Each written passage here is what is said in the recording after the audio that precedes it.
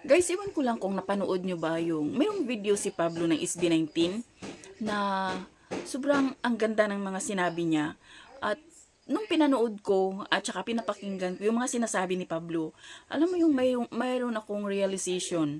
Kasi tama no, sa isip-isip ko na kung minsan meron ka mga bagay na gustong gawin, meron ka mga bagay na gusto mong ma-achieve at nakakalimutan mo yung mga taong nandyan para sa'yo, yung mga taong close mo, yung mga taong mahal mo sa buhay, 'di ba?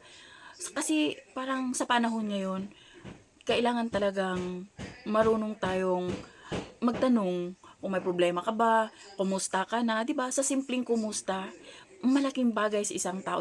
Grabe, grabe yung realization ko nung napanood ko itong sinabi ni Pablo. Panoorin natin, guys. People around us, parang the families, friends, yung loved ones natin, yung mga tao na talagang may pakialam sa atin, yung mga niniwala sa atin. How many times do we check up on them? Parang napaisip ako bigla. Kasi parang sa sobrang tindi ng pangangarap mo, sa sobrang tindi ng goal mo. Ako pa naman, hindi ako magaling mag-multitask. Kapag may isang bagay, lalo na sa sayaw, nahihirapan ako kumanta at sumayo ng sabay. Kapag may ginagawa ko, gusto ko nakafocus lang ako sa isang bagay. Parang ganun yung nangyari sa amin. Ganun yung nangyari sa akin. Focus lang ako dito. To the point na parang sa sobrang paghahabol ko sa goals ko, nakalimutan ko na yung family ko, nakalimutan ko na yung friends ko, nakalimutan ko na yung dahilan kung bakit ako nag-start. So, ayan guys, napanood natin, 'di ba? Ang ganda ng pagkasabi ni Pablo.